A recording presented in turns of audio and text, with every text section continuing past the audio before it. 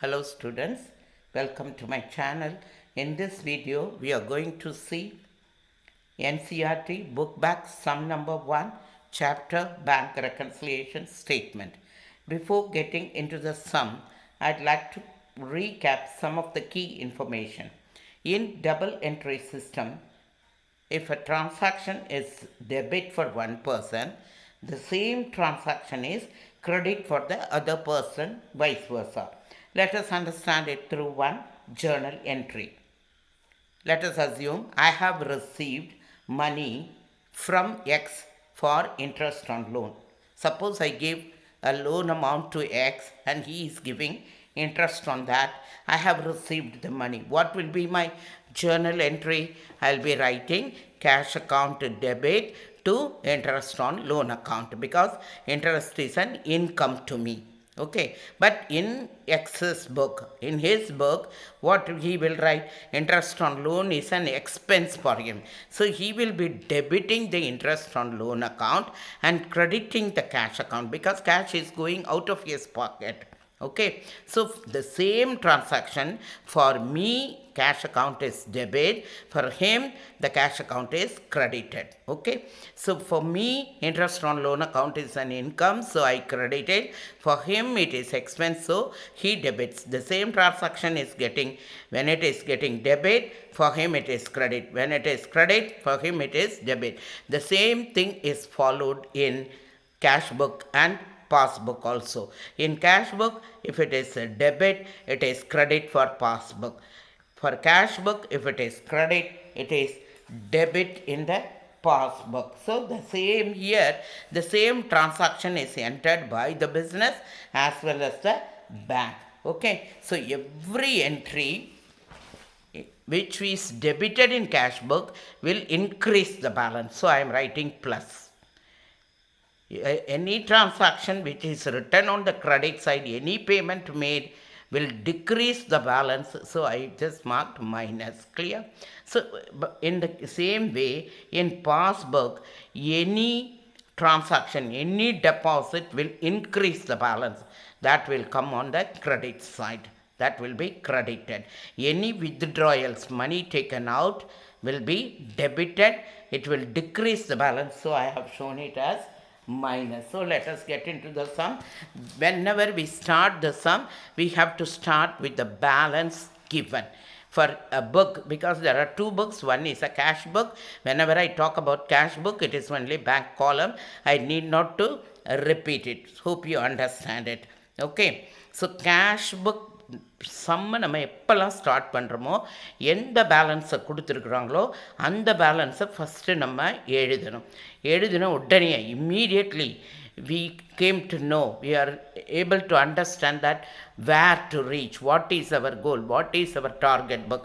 நாம் எந்த book balance கொடுத்துருக்காங்களோ, சப்போஸ் கேஷ் புக் பேலன்ஸ் கொடுத்துருக்காங்கன்னாங்கன்னா cash book balance as per cash புக்னு எழுதின உடனே நமக்கு என்ன தெரிஞ்சிடும், நம்முடைய டார்கெட் புக்கு பாஸ்புக். நாம் போக வேண்டிய இடம் எது, பாஸ்புக். அப்போ நம்ம என்ன பண்ண போகிறோம், பாஸ்புக்கில் எந்த என்ட்ரி எல்லாம் பேலன்ஸை இன்க்ரீஸ் பண்ணுதோ அதெல்லாம் நாம் ப்ளஸ் போட போகிறோம்.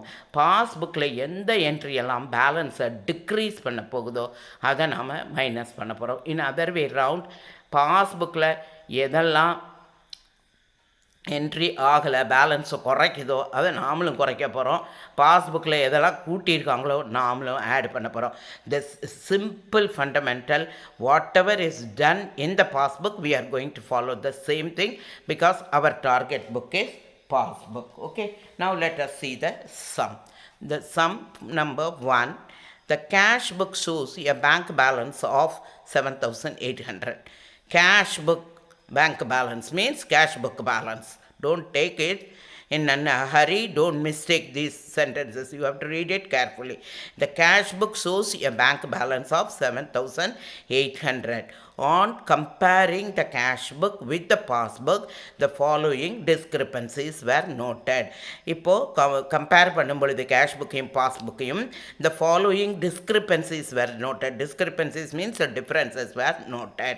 So first நம்ம என்ன எழுதணும், நமக்கு என்ன பேலன்ஸ் கொடுத்துருக்காங்க, cash book balance. So we have to write balance as per cash book.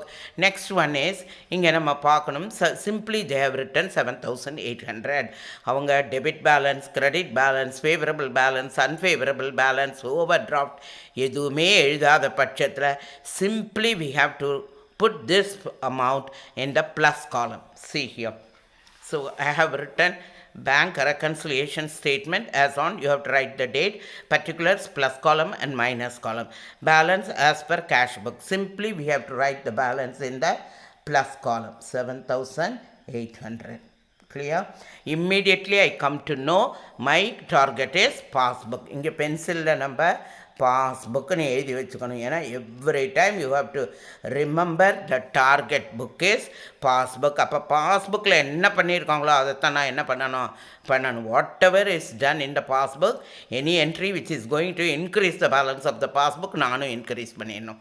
Any entry which is going to decrease the balance of the passbook I should also decrease it. Next one is check deposited in bank but not credited rupees 3,000. See here, in the column the cash book will be like this.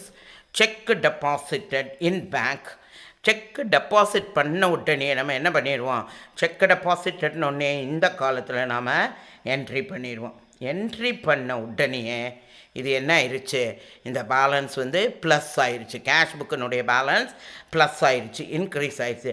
But not credited. என்ன சொல்கிறாங்க, இது பேங்க்கில் என்ன ஆகலை, இங்கே பேங்க்கில் opposite சைடுக்கு வரணும். இங்கே இது ப்ளஸ் ஆகவில்லை. ப்ளஸ் ஆகலைன்னா என்ன அர்த்தம், மைனஸ் ஆயிடுச்சுன்னு அர்த்தம். கிளியர்? ப்ளஸ் ஆகலைன்னா என்ன அர்த்தம், for example one more example I tell you. Suppose நம்முடைய பேலன்ஸ் 10,000 இருந்தது, any balance just I am assuming. Suppose நம்முடைய பேலன்ஸ் 10,000 இருந்தது, ஒரு செக் நமக்கு கிடச்சிது, 3,000 நம்ம உள்ளே போட்ட உடனே நம்முடைய பேலன்ஸ் என்னவாயிருக்கும், 13,000 ஆகிருக்கும். ஆனால் இங்கேயும் அதே 10,000 இருந்தது. ஆனால் இங்கே 3,000 வராததுனால இந்த பேலன்ஸ் என்ன ஆகாது, 3,000 கூடலை. அப்போ 3,000 இன்க்ரீஸ் ஆகலைன்னா, நானும் இன்க்ரீஸ் ஆகலைன்னா what is the opposite meaning, decrease ஆகிருக்குன்னு அர்த்தம். So I have to decrease that. I hope you understand it. So cheque deposited but not yet credited in bank. So what I should do, 3,000 I have to minus. நீங்கள் other way round also நீங்கள் பார்த்துக்கலாம். இப்போ cash புக்கில் plus ஆகிருச்சு, பாஸ்புக்கில் plus ஆகலை. Clear? Second entry is, I am coming to the sum, check issued but not yet presented for payment. Check issued உடனே நம்ம என்ன பண்ணுறோம், இந்த சைடில் அக்கௌண்டன்ட்டுடைய வேலையை இம்மிடியட்லி ரெக்கார்டு பண்ணுறது தான். Check issued and 1,500. இம்மிடியட்லி நான் என்ன பண்ணிடுவேன், 1,500 check issued I will write. When immediately the moment I write, my balance will come down by 1,500. Any entry in this entry is going to reduce the cash book balance. Suppose என்னுடைய balance 10,000 இருந்ததுன்னா நான் check issued 1,500 எழுதின உடனே என்னுடைய balance என்னவாயிரும், 8,500 ஆயிரும். This happened here. Okay, now what happened we will see. Check issued but not yet presented for payment. இந்த செக்கை நான் இஷ்யூ பண்ணிட்டேன், ஆனால் அந்த ஆள் என்ன பண்ணிட்டாரு, செக்கை வாங்கி பத்திரமா லாக்கரில் வச்சுட்டு பேங்க்குக்கே போகலை. Only when he goes to the bank and present it in the bank, then only bank will make the payment. இல்லை பேங்க்லேருந்து ஃபோன் அடிப்பாங்களா, அவங்களுக்கு தெரியுமா யாருக்கு நம்ம செக்கு கொடுத்தோன்னு? இல்லை நம்ம தான் செக்கு கொடுத்துட்டு பின்னாடியே கேட்டுக்கிட்டே இருப்போம்மா, அப்பா போனீங்களா, பணம் எடுத்தீங்களா? We are not going to ask, and the bank is also not bothered until unless that person goes personally or sending someone else. He has to present the check. Present the check means செக்கை கொண்டு கொடுத்து அப்போ தான் பேங்க்கு payment பண்ணும். இங்கே என்ன சொல்கிறாங்க, not yet presented for payment. அப்போ நான் என்ன பண்ணிட்டேன், கேஷ் புக்கில் மைனஸ் பண்ணிட்டேன். ஆனால் பாஸ்புக்கில் அது என்ன ஆகலை, மைனஸ் ஆகலை, அமௌண்ட் என்ட்ரி ஆகலை. அப்போ மைனஸ் ஆகலைன்னா என்ன இருக்குது, கூடி இருக்குதுன்னு அர்த்தம். இங்கே என்னுடைய பேலன்ஸ் சப்போஸ் 10,000 கேஷ் புக்கில் இருந்ததுன்னா நான் 1500 பேமெண்ட் பண்ண உடனே என்னுடைய பேலன்ஸ் எவ்வளோ ஆயிருக்கும்? 8500 ஆயிருக்கும். ஆனால் இங்கே பேலன்ஸ் குறையல, அதே 10,000 இருக்குது.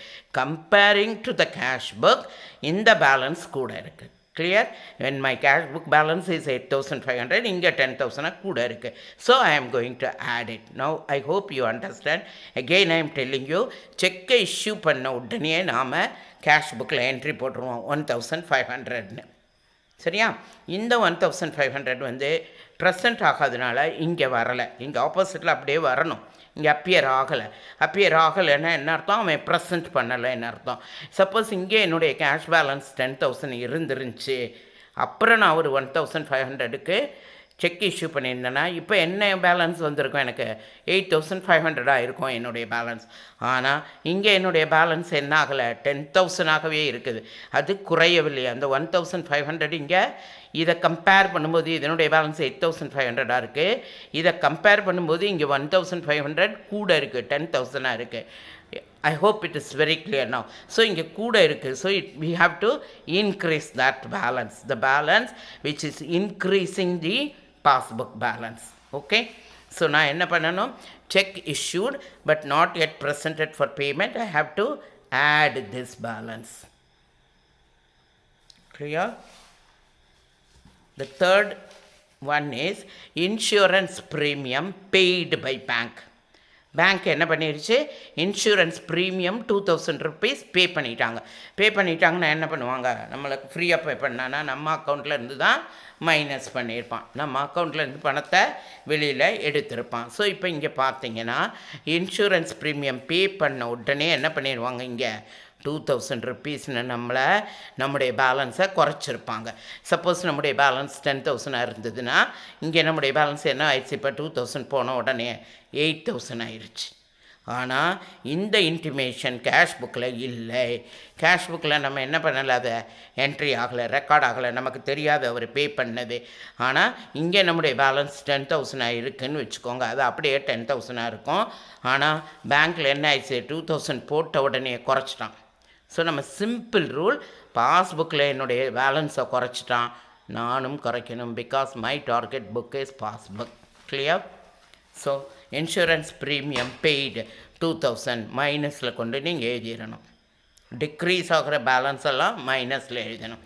இன்க்ரீஸ் ஆகிற பேலன்ஸ் எல்லாம் நீங்கள் இந்த சைட்டில் எழுதணும். Next one is bank interest credit by bank. கிரெடிட்னாலே ஆட் ஆகுதுன்னு அர்த்தம். பேங்க்கில் கிரெடிட்னாலே நம்மளுக்கு ப்ளஸ் ஆயிடுச்சுன்னு அர்த்தம். இப்போது பேங்க்கில் என்ன இருக்குது? Bank interest credit 400 rupees. Bank interest என்ன பண்ணிட்டாங்க? 400 ருபீஸ் நம்மளுக்கு கிரெடிட் கொடுத்துட்டாங்க, ப்ளஸ் கொடுத்துட்டாங்க. ஸோ நாமளும் ப்ளஸ் பண்ணணும். பாஸ்புக்கில் என்ன நடந்திருக்கோ அதையே தான் நம்ம பண்ண போகிறோம். சரியா? Bank interest credit by bank. So I am going to write this 400 rupees here. Next entry is bank charges ₹100. Bank சார்ஜஸ்னால் என்ன? நம்மகிட்டேருந்து நமக்கு கொடுக்குற செக் புக்கு, எஸ்எம்எஸ், இதுக்கெல்லாம் சில சார்ஜஸ் எடுத்துக்குவாங்க. So it is reduction, decrease in the balance. பேங்க்கில் இருக்கிற பேலன்ஸில் 100 ருபீஸ் அவங்க என்ன பண்ணிட்டாங்க? டிக்ரீஸ் பண்ணிட்டாங்க. அப்போ நானும் என்னுடைய டார்கெட் புக்கும் பாஸ்புக் நான் அவங்க பேலன்ஸுக்கு தான் போய் சேரணும். ஸோ அவங்க குறைச்சிட்டாங்கன்னா நானும் குறைக்கணும். So, okay, bank charges, I am decreasing it 100 rupees. Clear? Next transaction is direct deposit by a customer. இப்போ ஒரு கஸ்டமர் என்ன பண்ணிட்டாரு? He has gone directly to bank and he has credited into my account. என்னுடைய அக்கௌண்ட்டில் பணத்தை, என்னுடைய account means whenever I talk my, it is about the பிஸ்னஸ்னுடைய அக்கௌண்ட்டில் அவர் என்ன பண்ணிட்டாரு? டைரெக்டாக பேங்க்கில் கொண்டு டெபாசிட் பண்ணிட்டாரு. he did not give any check to the accountant. Cash புக்கில் என்ட்ரி ஆகலை. ஓகே, ஒன்லி பாஸ்புக்கில் மட்டும்தான் இது என்ட்ரி ஆகிருக்கு. 4000 ருபீஸ் இங்கே என்ன ஆயிடுச்சு? டைரக்ட் டெபாசிட் 4000 ருபீஸ் ப்ளஸ் ஆயிடுச்சு. கிரெடிட் மீன்ஸ் ப்ளஸ் ஆயிடுச்சு. இந்த இன்டிமேஷன் நமக்கு கேஷ் புக்கில் தெரியாது. ஸோ நாம் ஏற்றலை, நம்முடைய பேலன்ஸ் ஏறலை. ஆனால் அவங்களுடைய பேலன்ஸ் என்ன ஆயிடுச்சு? Comparing to my book increase ஆகிடுச்சு. பாஸ்புக்கில் பணம் இன்க்ரீஸ் ஆகிடுச்சு, நானும் என்ன பண்ணணும்? இன்க்ரீஸ் பண்ணணும். Because my target book is passbook. So direct deposit by a customer is 4,000 rupees. So after writing everything, now we have covered all the points in this sum. What we have to do, just நம்ம ledger account பண்ணுற மாதிரி பார்க்கணும் எந்த side அதிகமாக இருக்குது. இப்போ plus side தான் அதிகமாக இருக்குது. ஃபஸ்ட்டு நம்ம ப்ளஸ் சைடை டோட்டல் போட போகிறோம். Okay, so 800, 5, 1300, 1700, 700, 1, 5, 6, 13, 13,700. ஓகே, இதே அமௌண்ட்டை நம்ம என்ன பண்ணணும், அந்த லெஜரில் நம்ம எழுதுகிற மாதிரி இந்த சைடும் 13,700 எழுதிக்கணும். இப்போ இதை டோட்டல் பண்ணணும். 3 + 2 5, 5,100. ஸோ இங்கே வந்து 600, 8,600. This is the balance as per bank statement.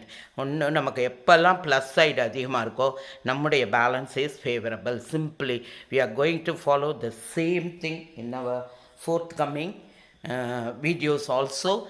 I'll be taking overdraft and other things in my upcoming videos. Thank you for watching, and don't forget to subscribe and share this video with your friends and relatives. Thank you.